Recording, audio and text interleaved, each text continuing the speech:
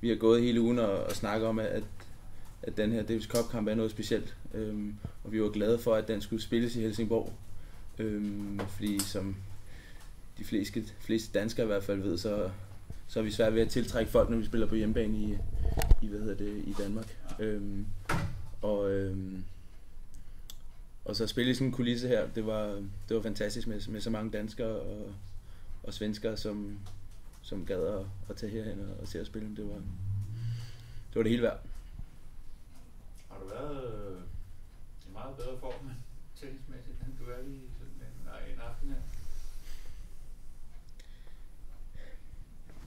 Det ved jeg ikke. Jeg synes, de Davis Cup kampe, jeg har spillet de sidste par år, har jeg spillet på højt niveau.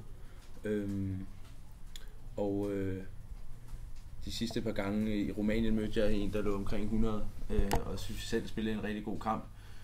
Krampede mellem 4. og 5. Jeg siger ikke, det var derfor, jeg tabte, men det var i hvert fald udslagsgivende, at jeg tabte 6-2 i 5., hvor jeg også spillede en rigtig, rigtig god kamp.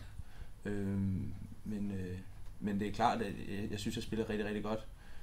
Så er der måske nogle ting, som jeg sagde til pressemødet den anden dag, at så er der måske nogle fysiske ting, som jeg ikke er lige så god til, som jeg var, da jeg spillede, fordi jeg ikke bruger lige så meget tid på det, som jeg gjorde dengang. Men jeg synes bare, at mit tennisspil gør op for de ting. Jeg er ikke typen, som løber rundt og slår bolden over 20 gange over nettet.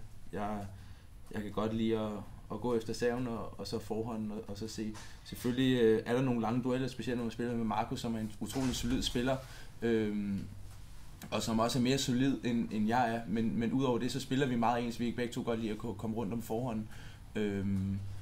Men jeg synes måske, han har lidt mere stabil baghånd, end jeg har. Til gengæld så synes jeg måske, at min forhånd, den er der lidt mere killer shot over end hans. Han har også en god forhånd, men jeg synes, at jeg følte, at jeg kunne slå den ekstra vinder, specielt fra den anden halvdel af anden sæt og så resten af kampen.